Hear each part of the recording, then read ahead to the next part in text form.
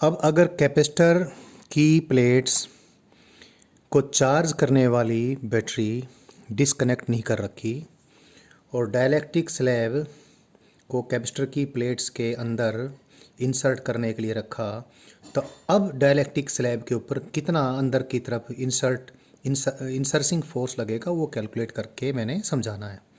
ये केस पिछले वाले केस से थोड़ा डिफरेंट है।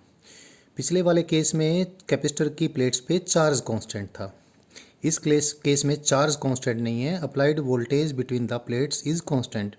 तो जैसे जैसे ये डाइलेक्ट्रिक अंदर की तरफ खींचेगा तो इसका कैपेसिटेंस बढ़ता जाएगा, क्योंकि वोल्टेज कांस्टेंट है तो चार्ज कैपेसिटर की प्लेट्स पे बढ़ता जाएगा। अब दोबारा से मैं सपोज करता हूँ, सपोज डाइलेक्ट्रिक स्लैब पे अंदर की तरफ अट्रैक्टिव फोर्स इलेक्ट्रिक फोर्स लगता है।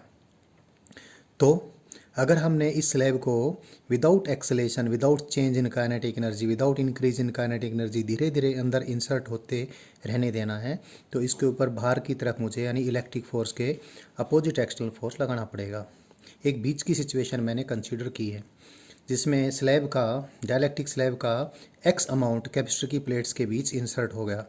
तो कैपेसिटर की प्लेट्स की जो लेंथ है, जो कि एल थी, जो एयर वाला पार्ट या वैक्यूम वाला पार्ट बच गया कितना, एल माइनस एक्स का। और अभी सिचुएशन को एनालाइज करते हैं। तो जब ये एक्स अमाउंट का डाइलेक्ट्रिक इसके अंदर इंसर्ट हो गया है, तो सपोज डी एक्स और इंसर्ट होता है। तो जब डी एक्स और इंसर्ट होगा तो उससे जो कैपेसिटेंस बढ़ेगी, उससे जो चार्ज बढ़ेगा और पोटेंशियल एनर्जी में जो चेंज होगा, सारी सिचुएशन को समझने के लिए मैं differential form of work energy theorem लगा देता हूँ। Work done by all the external forces, differential amount of work done by all the forces is equal to change in mechanical energy plus heat produced. और कोई heat produced अगर नहीं होती है, मैंने कंसिडर किया there is no resistance anywhere and no heat is produced, so D को मैं, और क्योंकि मैंने काइनेटिक एनर्जी को चेंज नहीं होने देने के लिए एक्सटर्नल फोर्स इलेक्ट्रिक फोर्स के इक्वल एंड अपोजिट लगाया है, तो change in mechanical energy is the change in electrostatic potential energy stored in the capacitor. अब इस केस में जो एक्सटर्नल वर्क होगा वो एक तो ये एक्सटर्नल फोर्स करेगा। एक्सटर्नल फोर्स कितना काम करेगा, differential amount of work F external vector dot D L vector infinitely small displacement vector, जिधर भी डिस्प्लेसमेंट है, प्लस इस केस में क्योंकि बैटरी कनेक्टेड हैं, चार्जेस फ्लो होंगे, जो एडिशनल चार्ज कैपेसिटर पे आएंगे बैटरी से फ्लो होंगे, तो बैटरी भी काम करेगी। And work done by battery, you know it is voltage of the battery into charge flowing through the battery, so that is equal to D you.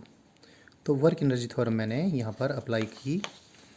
वापिस से मैं देखूँ, मैंने डी एल किधर लिया है, जिधर एक्स इंक्रीज़ होता है, तो D L is I cap into D X plus V D Q is equal to D U. अभी देखें, डी क्यू और डी यू को मैं कैलकुलेट करता हूँ। One thing we know, Q that is charge at any instant on the capacitor plate is capacitance at any instant into the voltage, that is potential difference between the two plates. So dq is equal to,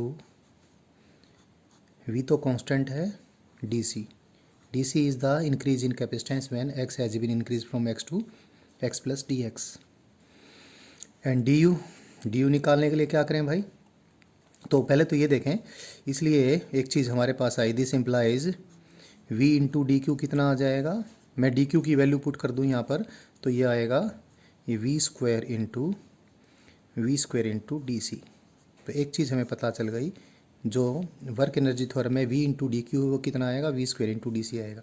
अब D you भी calculate कर दूँ, D you कैसे calculate करूँ मैं, देखो u की value, energy stored by capacitor is half C into V square भी लिख सकते हैं, half Q square by C भी लिख सकते हैं। जब चार्ज कांस्टेंट था यानी वोल्टेज सोर्स डिस्कनेक्टेड थी, तो यू को मैंने हाफ क्यू स्क्वेयर बाई सी लिखा था। अब कैपेसिटर प्लेट्स के बीच में पोटेंशियल डिफरेंस कांस्टेंट है, चार्ज कांस्टेंट नहीं, तो इसको मैंने ऐसे लिख दिया। इसका मायना ये हुआ कि जब सी चेंज होगा तो यू कितना चेंज होगा, D U is equal to half V square into D C. So we have got the value of du, we have got the value of dq, दोनों को मैं वर्क एनर्जी थ्योरम में put कर देता हूँ। So I gate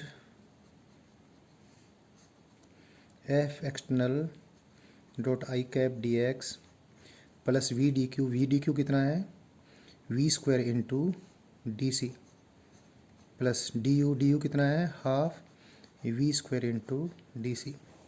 So F external dot I cap dx it comes out to be minus half v square into dc. और dc जैसे पहले हमने निकाला था वही तो बात है, dc वही तो है. dc की वैल्यू अभी हमने कैलकुलेट की थी, कितनी आई थी c not divide by l into के माइनस 1 इंटू डी एक्स. तो वही DC की वैल्यू जो यहाँ पर पुट कर दूँ तो हमें क्या मिलेगा F external dot I cap into D X is equal to minus half into V square into D C C naught divide by L K minus 1 into D X को डी एक्स से मैं cancel कर देता हूँ. Hi what we get is F external dot I cap is minus half v square divided by L into C naught into K minus 1 this much. C naught की value भी अगर put कर दूँ तो ये आ जाएगा हमारे पास. C naught की वैल्यू में क्या होएगा L होएगा इंटू बी होगा इंटू एप्सिलॉन नॉट होगा, तो L से L कैंसिल हो जाएगा, ये B into epsilon naught divide by gap between the capacitor plates D आ जाएगा and we get this. F vector dot I cap negative होने का मायना है F एक्सटर्नल आई कैप के अपोजिट है. F एक्सटर्नल आई कैप के opposite होने का मायना है कि इलेक्ट्रिक फोर्स जो डायलैक्ट्रिक स्लैब के ऊपर लगा वो आई कैप की डायरेक्शन में, यानी कैपेसिटर की प्लेट्स ने डायलैक्ट्रिक को अंदर की तरफ खींचा है. क्योंकि F एक्सटर्नल मैंने इलेक्ट्रिक फोर्स के जो अंदर की तरफ फोर्स लगेगा इलेक्ट्रिक फोर्स उसके इक्वल लिया है, जिससे कोई एक्सेलेरेशन ना हो इसका स्लैब का.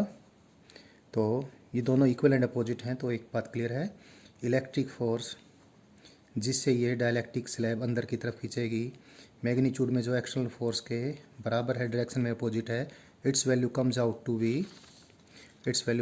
To be half V square divided by D B epsilon naught K minus 1. इसमें आपको वापस से बता दूं मैं, बी तो क्या है प्लेट्स की विड्थ है जो इस डायग्राम में मैंने दिखाई, पिछले डायग्राम में बताई थी.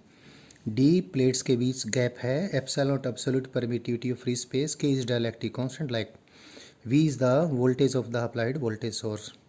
तो हमने ये कैलकुलेट करके दिखा दिया है कि कैपेसिटर की प्लेट्स को चार्ज करने वाली बैटरी को अगर डिस्कनेक्ट ना करें तो जब डायलैक्ट्रिक स्लैब कैपेसिटर की प्लेट्स के बीच अंदर जाएगी तो कितनी इलेक्ट्रिक फोर्स से ये अंदर जाएगी उसकी वैल्यू आ गई है.